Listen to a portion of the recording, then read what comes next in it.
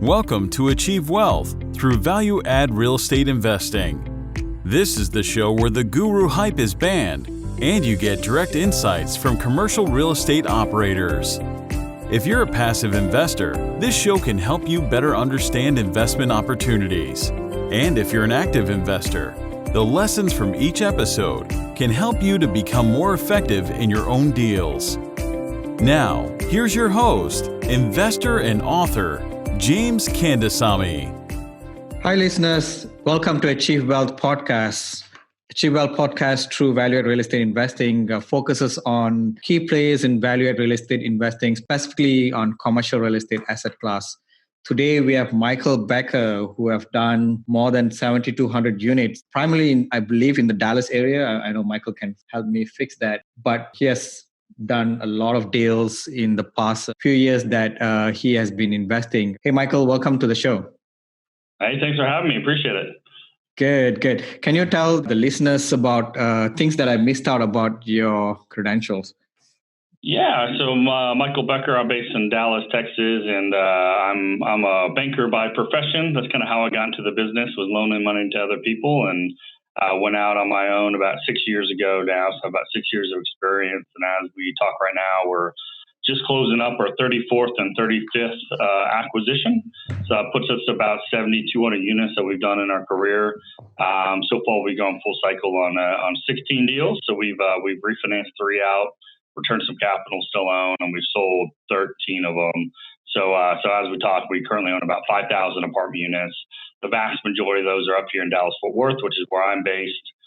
We have 400 units out in Tyler, and then we have about 900 units in the Austin market. So we're Texas-based, focused, predominantly on Dallas-Fort Worth and Austin for where we look to buy. Awesome.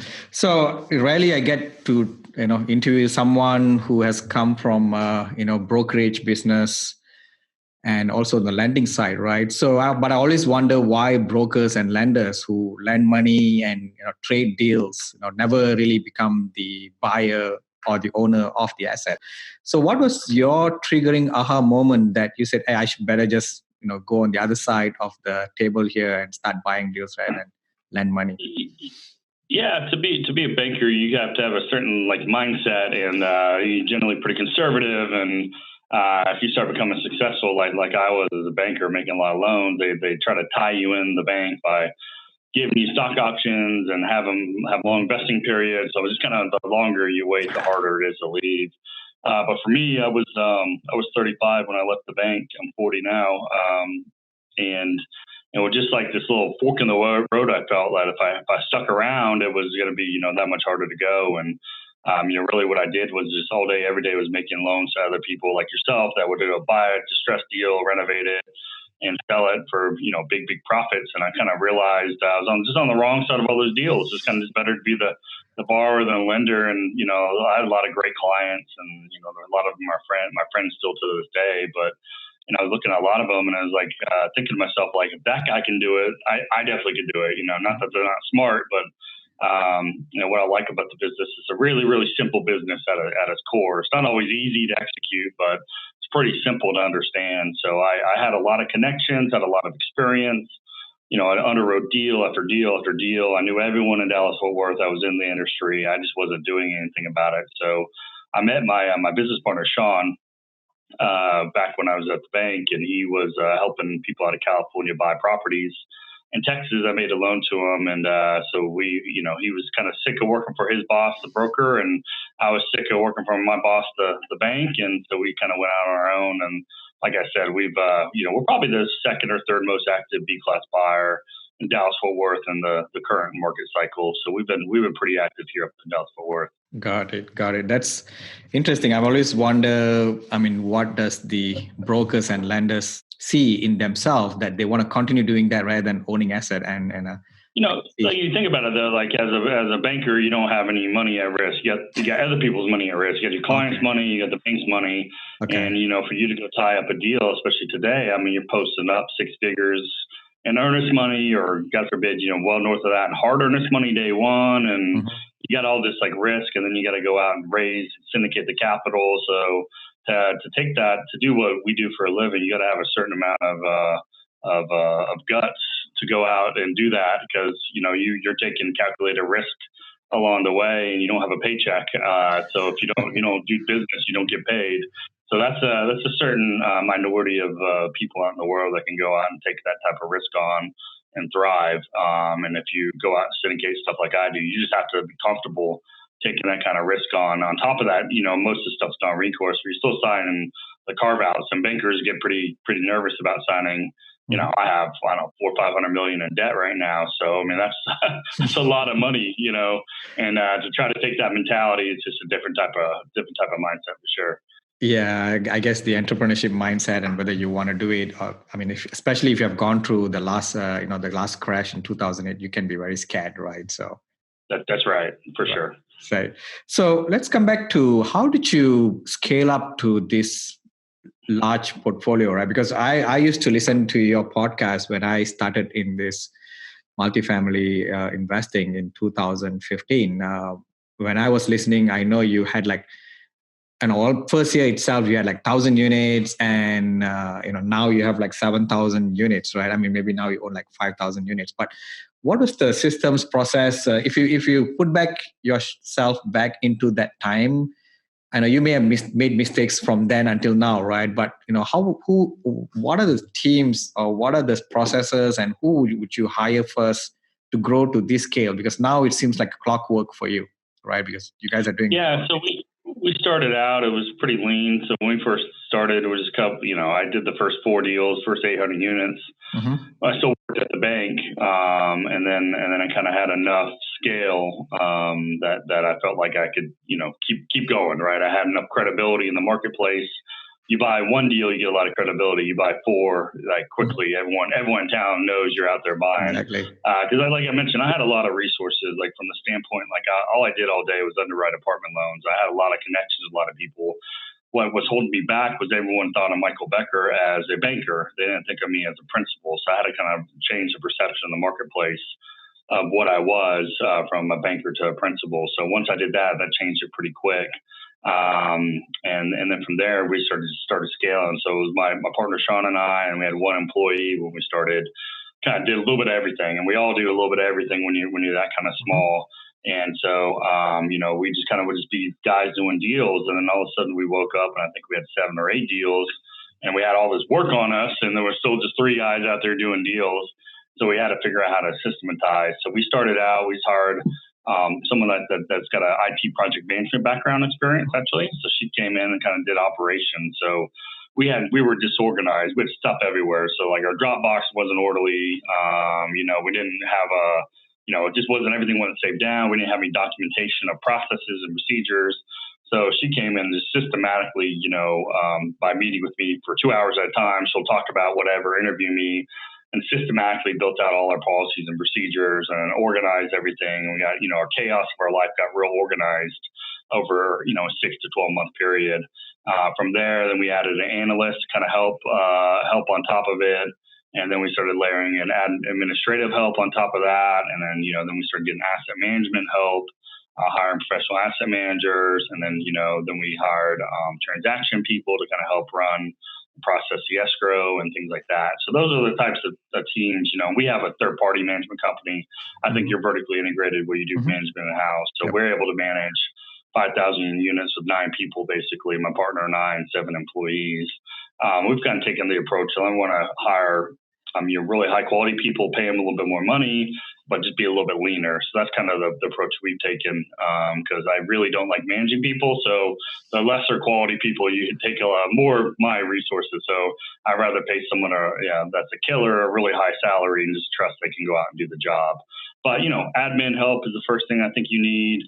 Someone to make sure you get organized, you have a process, make sure you get an investor database. That's been really helpful if you do syndication.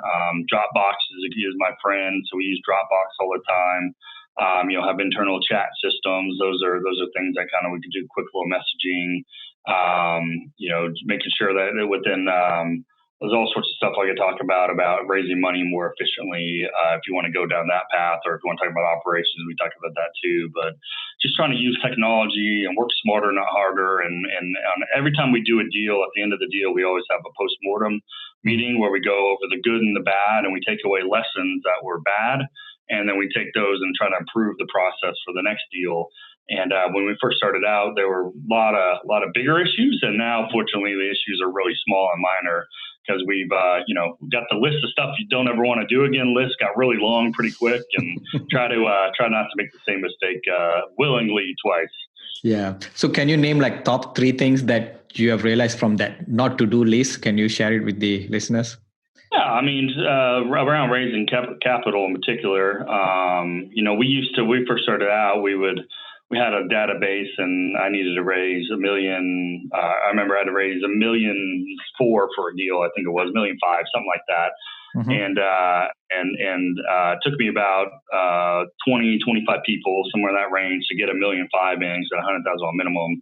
We first started out, I'd get a package, I'd email it to an investor, I'd set up a call, then I have an hour-long call, 45 minutes, an hour-long call, and I had to do that 25 times. Now what we'll do is we'll email the list, we schedule a webinar, and it's at 7 o'clock Central Time on Wednesday. People that can attend live, great. If not, we'll send them a recording of the webinar, and then they can watch the webinar when they want to, and then I have a 5-minute call with them if I need to at all.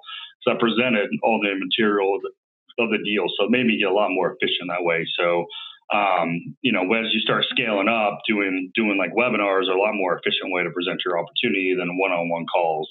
Because, for example, we just finished up a $24.6 million equity raise. And if I had to do that one call at a time, you just can't do that. You just can't, it's going to be 200 people basically invested to get 24.6 million. So, you'd have to have 300 calls to get, that just isn't an efficient way of doing it.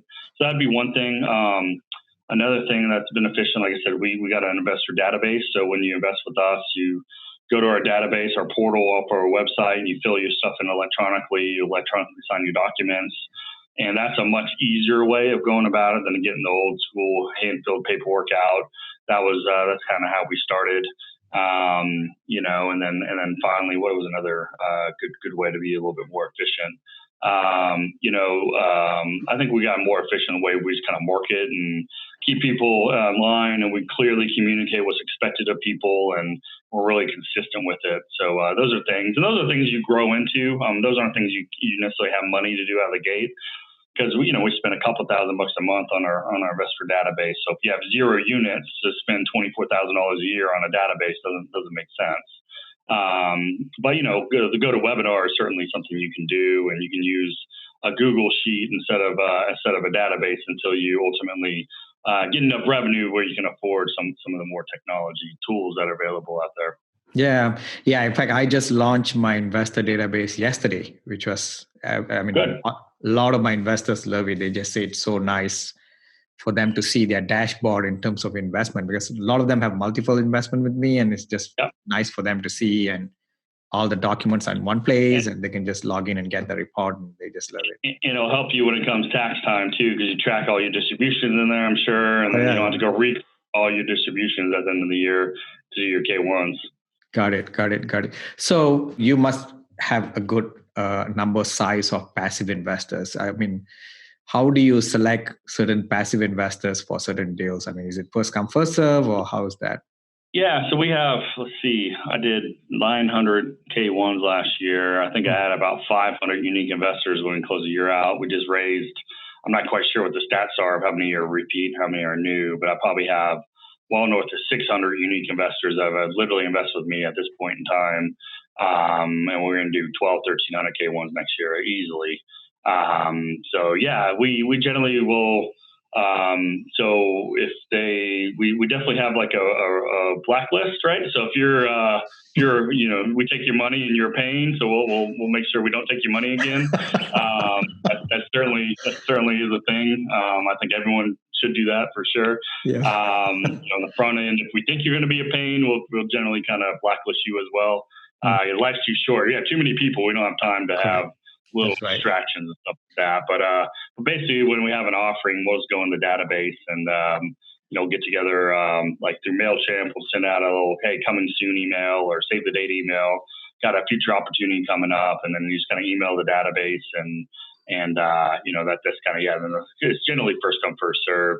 Okay. Sometimes we have a couple guys that we know that we have a special situation with that they're like, hey, I have this money, I want to place it with you. Maybe we'll give them a little bit of a head start to a deal from time to time. But generally, send it out. First people to pay attention, fill the paperwork out, get it all done, wire the money in. Those are the ones that get into the deal. Yeah. I mean, I agree with some investors being a pain. I mean, it's just so hard to, especially sponsors like us. I mean, there's so much of moving parts and so much hard money, on day one. I mean, so much money stuck on escrow, and there's so many things going on closing a deal, and there will be some people which is hard to deal with. Yeah, so the vast majority of people are great, and but one of the things that I was talking with one of my buddies who's syndicating his first or second deal yesterday, and he was getting a little frustrated because it wasn't going quicker, and I'm like, well, just because you have a deal in escrow and you have a deadline and it's important to you doesn't mean that it's not that it's not important to your investors, but they have other stuff going on in their lives, so you gotta be able to make sure you meet your deadline, so you gotta consistently communicate deadlines and be, proactively reaching out to people. And, you gotta push sometimes to get these people, because if you don't stay in front of them, they're going to get distracted and something else in life is going to come up and they'll just simply forget about your deal. They don't mean to, it's just going to, life happens. Yeah. I over communicate as well to make sure that everybody knows the timeline and when do we expect things, and keep on communicating to them, because everybody's working on getting things done, right? The passive investors, the sponsors and all that. So that's important. So the type of deal nowadays that you're doing, because usually, I'm not sure whether I wrote a book called Passive Investing in Commercial Real Estate, where I categorize 3 different types of deal, which is one is core, the other one's a light value add, the other one's a deep value add. So the type of deal that you're doing, can you describe that characteristics?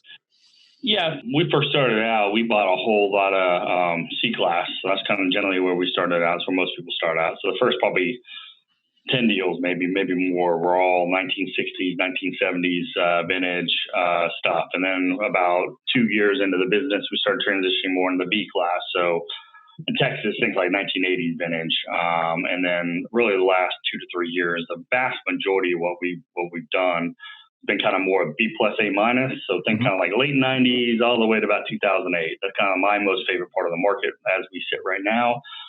We have done a couple brand new deals where we had some exchange money where we sold a B deal and we just bought a brand new deal out of lease up. And then we bought a few deals that are a little bit older than the 90s. But generally speaking, if you're asking me, kind of the A minus is my favorite space, and a couple of reasons for that. One, if you go back when I bought my first apartment in 2013, you could buy a brand new Class A deal in Dallas for about a 5 cap. A B deal was like 6.25, 6.5 cap, and a C deal was like 8 to 8.5 cap. Fast forward to today, an A deal is like a 4.75, a B deal is like a 5, and a C is like 5.25 to 5.5, something like that, right? So what used to be a big gap is now really, really narrowed. So we have the ability to track larger amounts of capital. So it doesn't make as much sense to me on a risk-adjusted return basis to buy a 1970s piece of crap building if I can buy a 2004 vintage building for a similar cap rate. So that's kind of what we're focusing on. And the stuff that was built that's 15 years old, stuff kind of in the mid 2000s, most of those still have white appliances and cheap light fixtures and no backsplash and cheap cabinet fronts. So you can still do similar value add things like flooring, appliances, fixtures, backsplash cabinet fronts, and still push the rent lift up $100 or maybe more per unit by doing the work. So that's kind of my favorite part of the market. And then just kind of we've been fortunate enough to have several deals go full cycle and return a bunch of capital. So we have a lot of money in our database, and so I can't simply go raise $2 or $3 million. That's just too small. We need to be raising 9, 10 million kind of minimum, or it's just too small. So we're just trying to do a little bit larger deals. And that's kind of what we've been focused on. I'd say light value add, A minus. That's the vast majority of what we do, with a couple more newer, stabilized kind of deals thrown in if we do an exchange or we just think we're getting a good basis on a deal. Got it. And also the other thing that I mentioned in the book is the passive investors will be, they would like to invest based on their preference or based on their investment cycle. So when you look at your passive investor demographic, do you see some differentiation in terms of these are the group of people that like to invest in my deal? Yeah, I mean, I think there's, listen, with 700 different people that have invested with us, you get a little bit of everything, right? Okay. So, but that's one of the things that we always try to make sure we stress is, hey, here's what to expect. We're really explicit about what the projections are, the timing, amount, and the timing of the cash flow. And when you do a syndication, you ultimately, most of those things need to sell at some point because it's hard to keep a whole bunch of unrelated people together for perpetuity. Forever is not a good hold in a syndication environment. That's cool if it's like you and a partner or a really small group of people, but when you have 100 unrelated people, that's hard.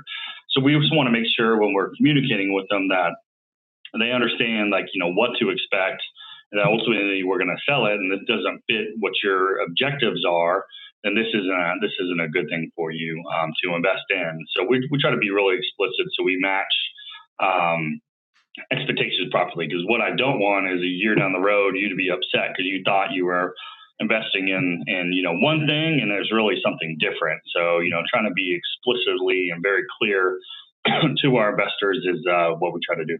Yeah, that's good. Yeah, that's the best way to just make sure that everybody knows what they're getting into, right? So with the market at current cycle right now, right? I mean, and DFW, Austin, the whole Texas or places where you're investing it's very hot right now. So where do you think we are right now, and how's your strategy has changed in terms of acquisition? Yeah, I mean, our this has been a hell of a run. Well, we're 9 years into this thing or something like that. I mean, it's been one hell of a run. But with that said, the markets we focus on are predominantly Austin, which is where you live, and Dallas, which is where I live. And if you look at the population projections, about 3 weeks ago, I've known this stat, but about 3 weeks ago, the Census Bureau came out and kind of had some stats for the growth for 2018. So in Dallas-Fort Worth, from 2010 through 2018, over an 8-year period, there's 1 million more people in here in 2018 than there was in 2010. So, so it went from about 6.5 million people to about 7.5 million people. And the projections in Dallas-Fort Worth are to grow from about 7.5 million people to almost 10 in somewhere between the next 12 to 15 years.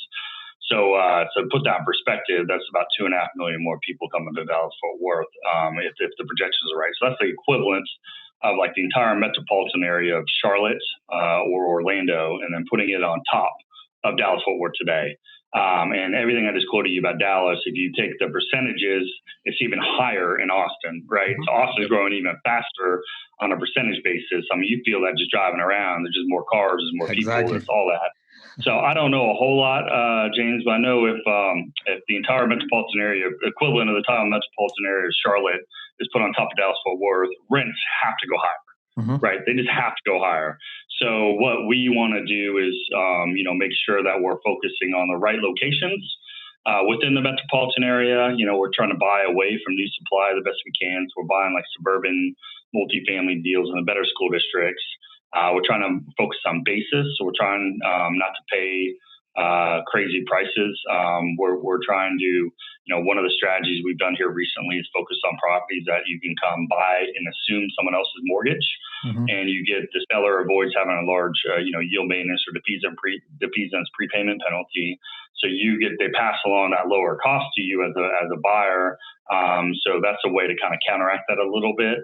What you give up as a buyer is you give up, 5 years of interest only on the front end because you're assuming a mortgage that's most likely already amortizing.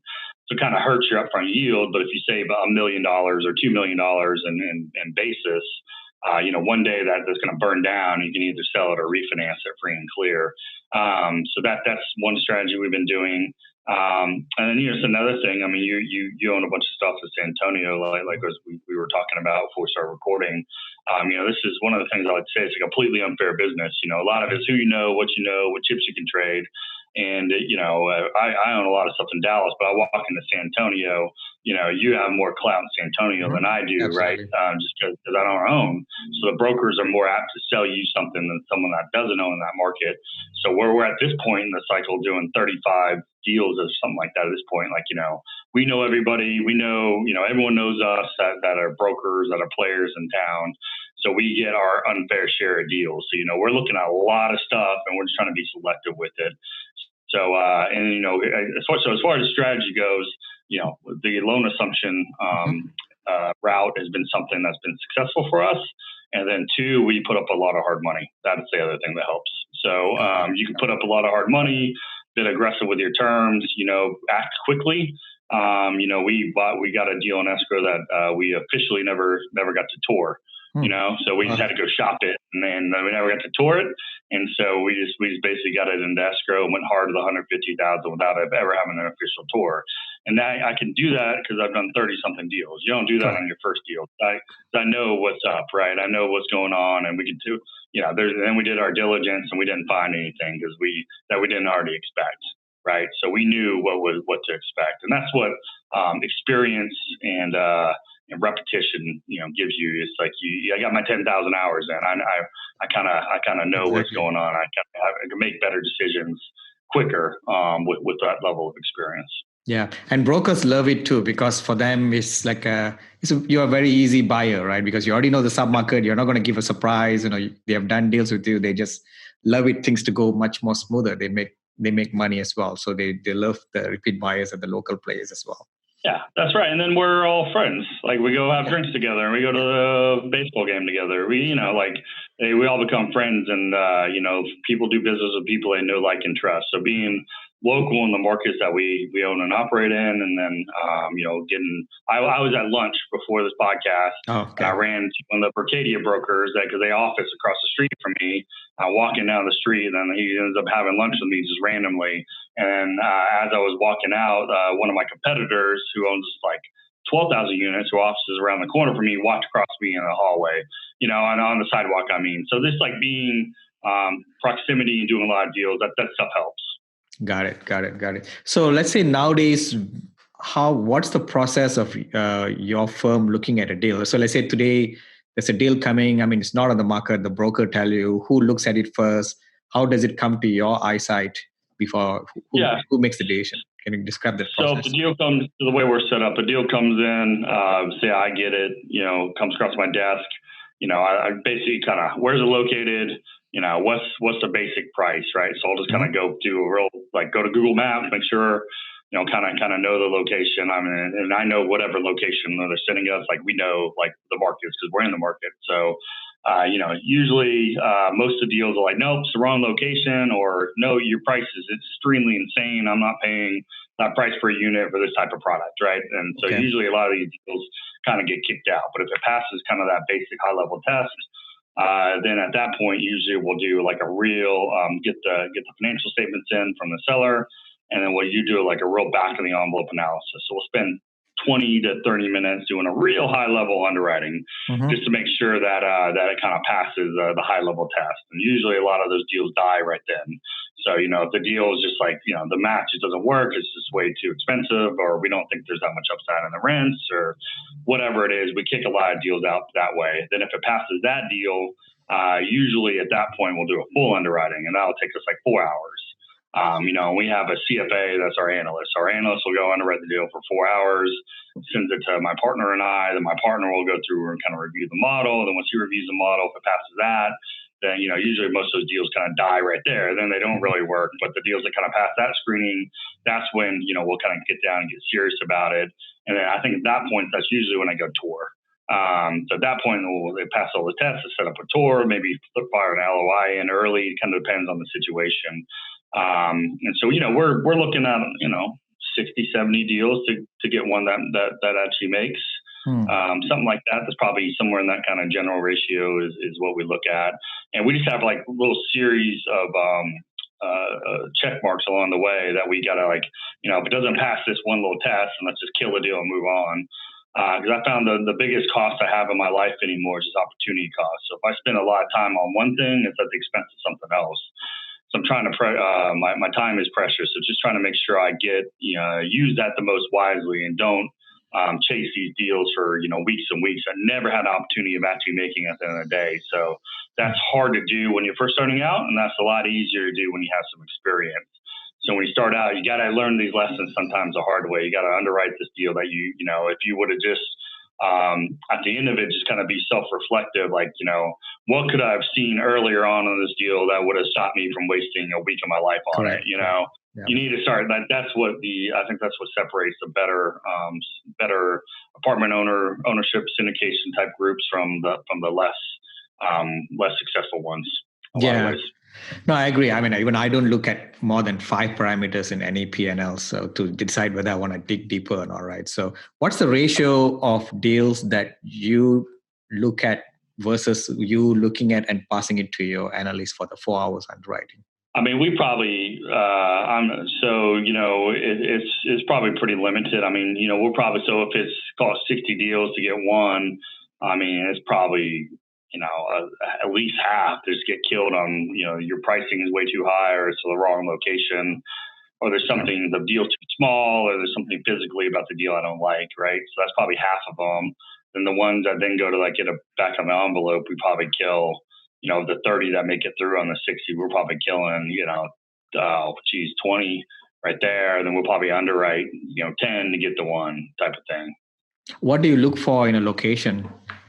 Yeah, so we're suburban multifamily guys. So good suburban location that is in the better school districts, near major thoroughfares, preferably that have access to lifestyle and retail amenities, like near a Starbucks, near a good grocery store, retail and restaurant stuff that people want to live in. First and foremost, low crime area too. We don't want to I don't want to buy in the hood. So, low crime area.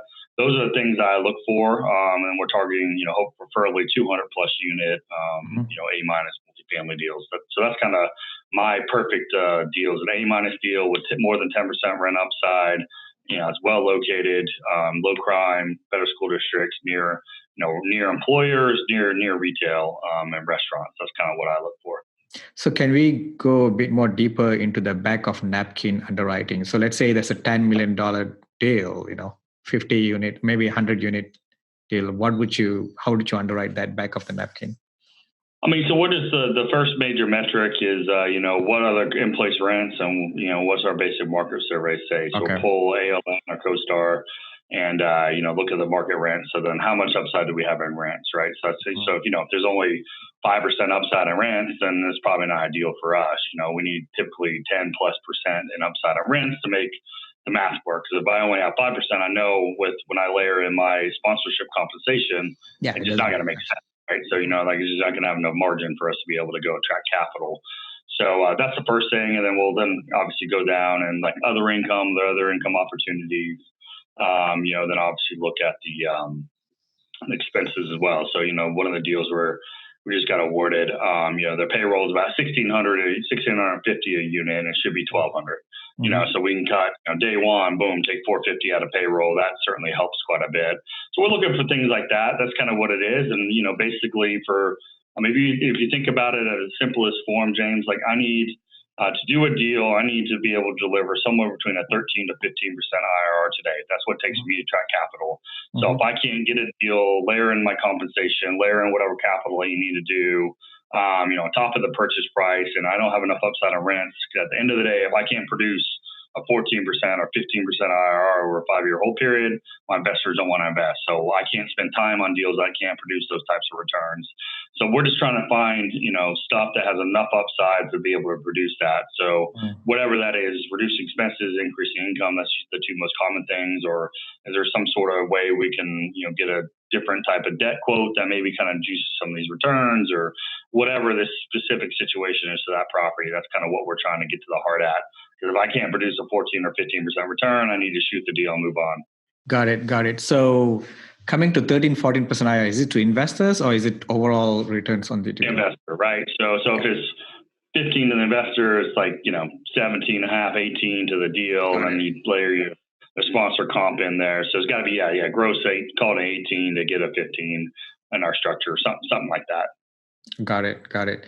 Yeah, it's interesting. On the debt quote side, before I go there, how do you know that the seller is not taking some of your upside? Because nowadays, that's what sellers do, right? They price it slightly higher. They give you upside, but they price it higher, which erases your upside. So how do you determine that? So that's the whole thing why we don't buy C-Class anymore, because they're the same cap. So yeah, that's the thing. So, I mean, all these deals that have a lot of upside have a lot more interest, and so they getting bid up, and the cap rates are compressing. So the trick is you got to overpay a little bit, but you can't overpay too much, right? Correct. That's kind of like what you're doing. So, at the end of the day, it's as simple as I got to deliver a 15 IRR.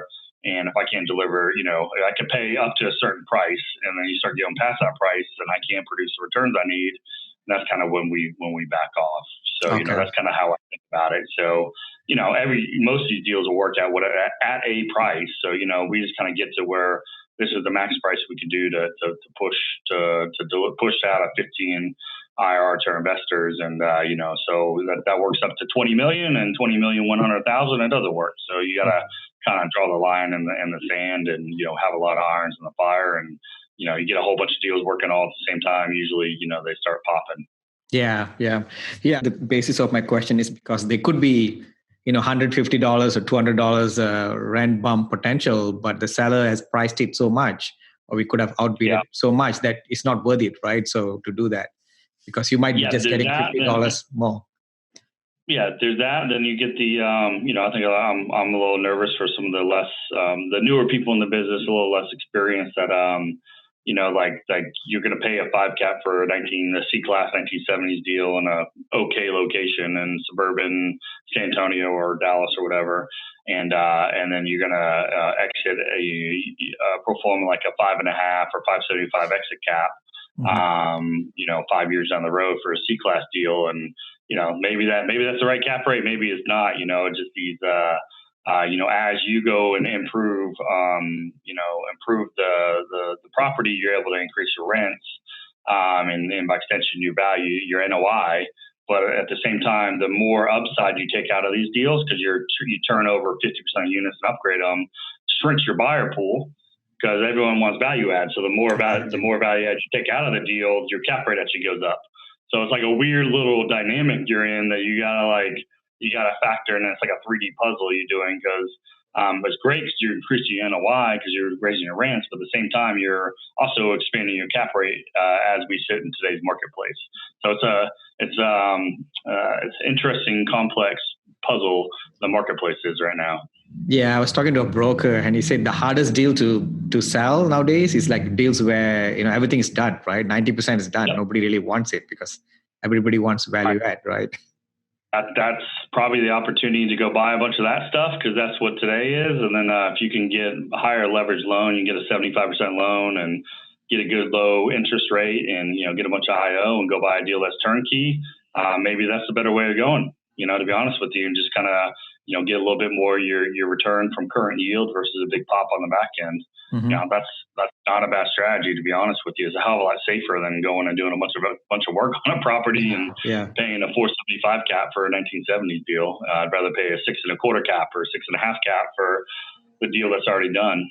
Yeah, because the back end is not certain, right? Nobody knows what's going to happen at the conversion cap rate, right? So that's right. So that's and if you do all the work, you might expand your cap rate anyways. And you're just doing all this work to only get half the payment. So I think if I could go back in time, I would have bought every deal on a bridge loan. I would not have spent a single dollar in renovations, and just operate it and wait 5 years, and then you sell in today's environment for like a freaking 4.75 cap. That would have been a better decision with the benefit of hindsight, Yeah, correct. So in terms of cash flow versus IRR versus equity multiple, what do you see? What is the most important number that for you, right, and what your passive investors need to look at? Yeah, I think everyone's different too. Like all my investors have different things that are most important to them. I think, honestly, at the end of the day, to compare this investment to that investment, IRR is really kind of the driven.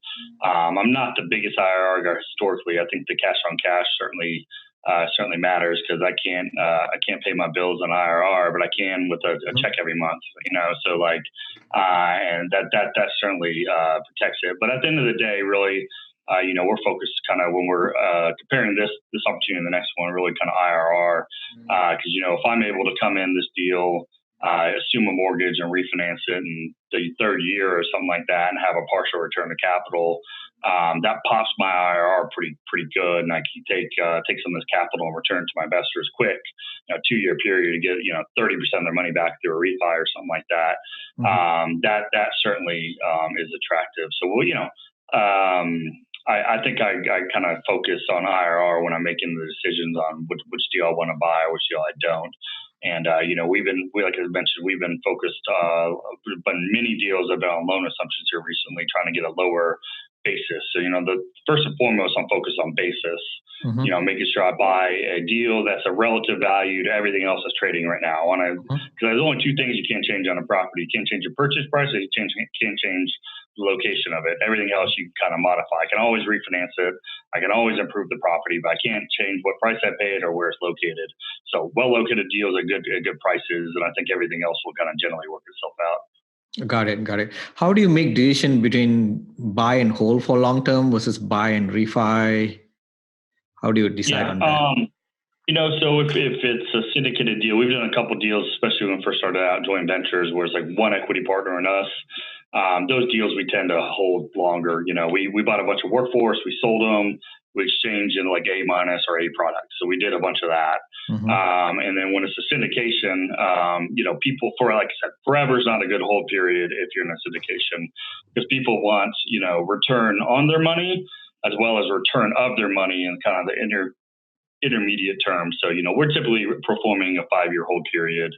I think if you go much past 7, most people kind of like, well, shoot, I don't want to tie my money up for 10 years or 20 years. I kind of want to see a return of my money as well as a return on my money. So it kind of depends on the thing, but it's a heck of a lot of work buying and selling these things. So it's just a lot easier just to kind of hold and just kind of operate.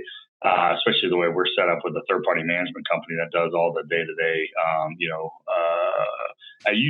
managing a bunch of thousands of apartment units. It's kind of like adult daycare, It's an adult daycare. It's a good word to say. It's property management is a business of problems. I mean, there's always a problem, like every day, always problems everywhere. So, if you have third-party management to kind of oversee that, and we're set up and have an asset manager that, layered in between me and them, as a principal, the way we're set up, it's really not that bad on the day to day. So, what we've been kind of focusing on is we're just selling older stuff and buying newer, nicer stuff. Because there's old stuff. I mean, not only, it was great and we made a bunch of money, but you have asphalt parking lots and cast iron sewers and, T111 siding instead of hardy. You go renovate a deal, and 2 or 3 years later, you got to re-renovate the deal because the parking lot needs to be redone, and you paint it over wood. So then you got to have more wood rot. You got to go paint over again. And your cast iron sewers are collapsing every time you turn around. You got to dig it up and replace the section of your sewer pipe. So you have all these like non-recurring items that recur all the time. So it doesn't impact NOI per se, but it impacts your actual cash to the bottom line. So I think the actual, net cash you could pay out is not that different on a higher cap rate, older deal versus maybe a little bit lower cap rate, better quality deal if you're going to be in these deals for a long period of time. So we've been just trying to get younger in our portfolio.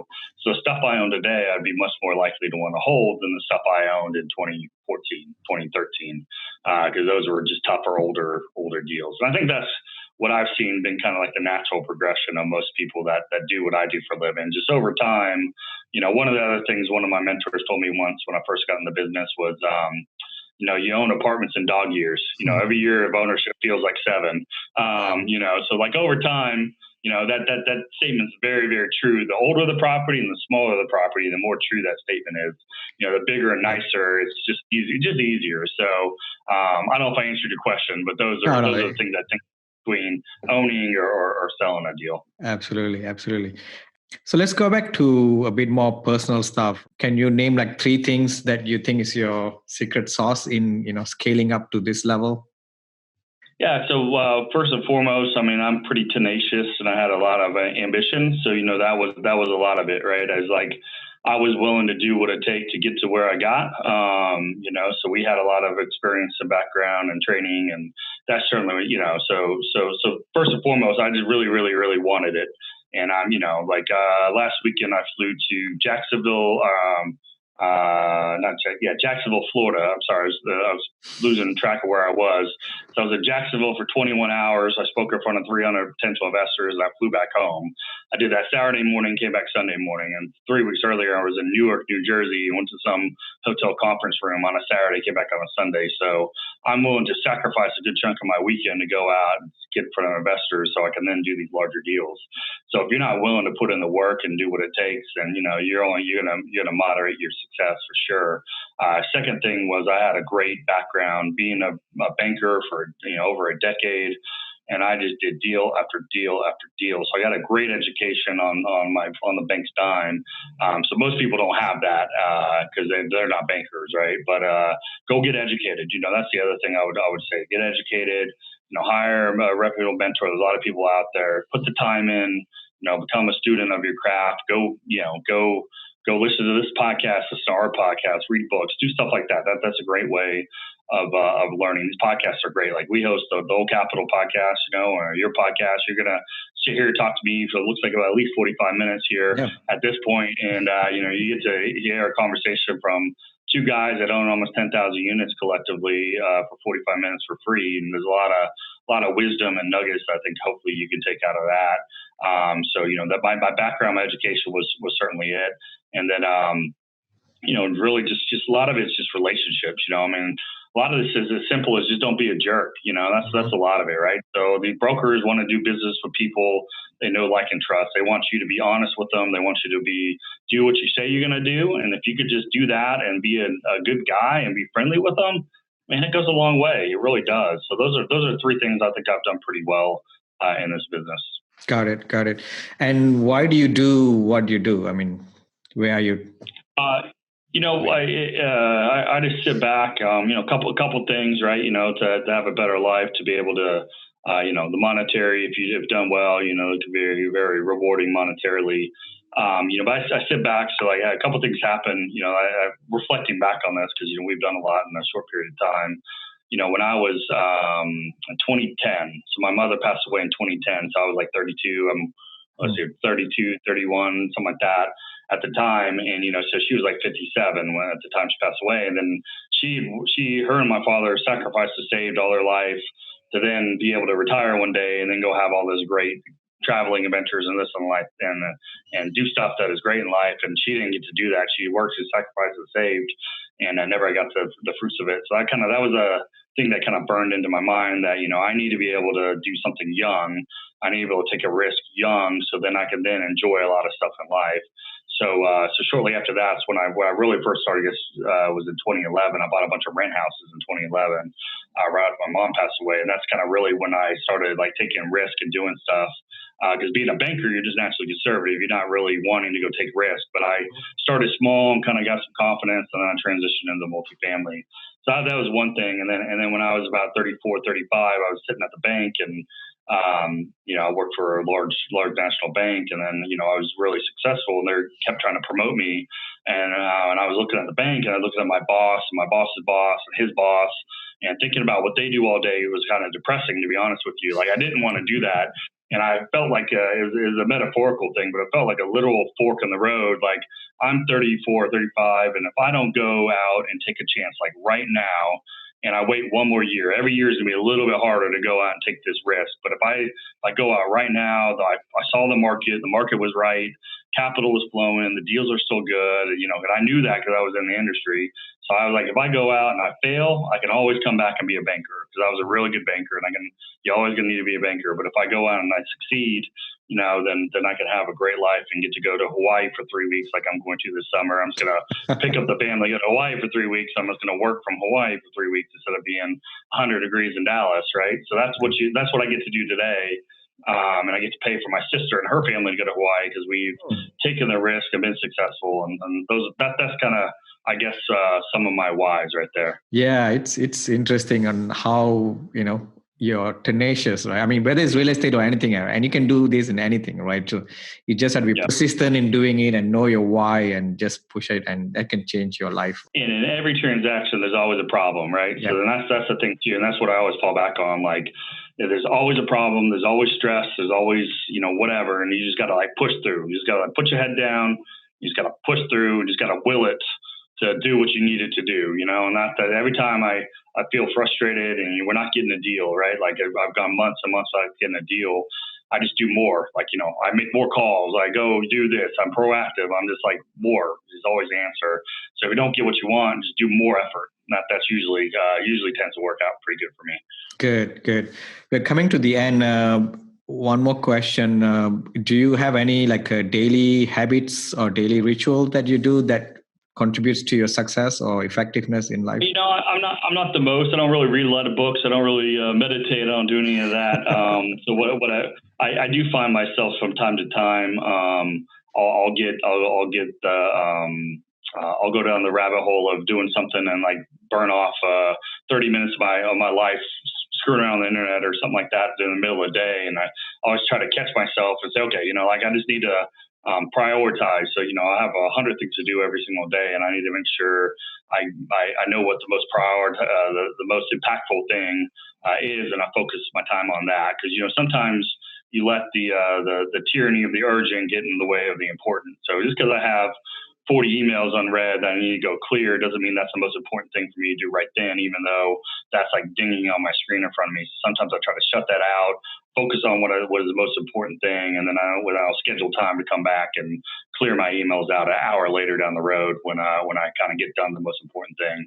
Because if you're in a spot, I'll leave you with kind of this little thing that I've definitely learned in this business as a syndicator, as someone that finds that puts together apartment investment opportunities or any sort of opportunity like that. The best way you make the way you make money in this business is you got to find deals and find money. You got to find deals and find money, and everything else is sort of noise. It's all really important. You got to operate. You got to do all the things right. But that doesn't really that's not driving revenue. So if you want to focus on revenue, you got to find deals or find money. So I'm not talking to brokers. I'm not talking to my investors.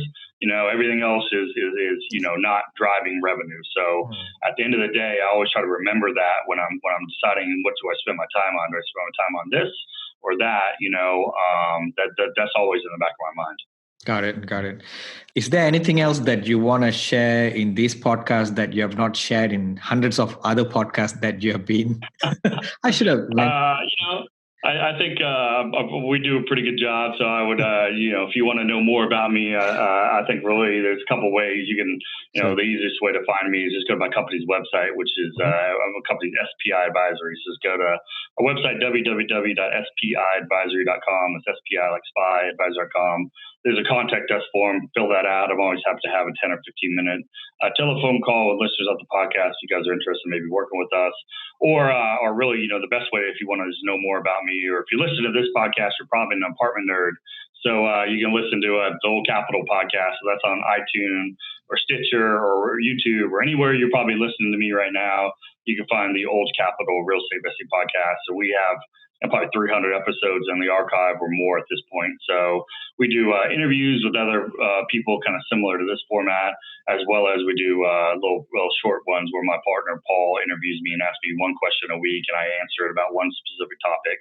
So if you want to know anything about just all around apartment investing or some form or fashion. So if you want to learn more about me, that's a good way to kind of, I talk. I have a lot of stuff recorded that's out there that if you like this, you may like that, and hopefully can provide some little nuggets on different little topics through listening to those.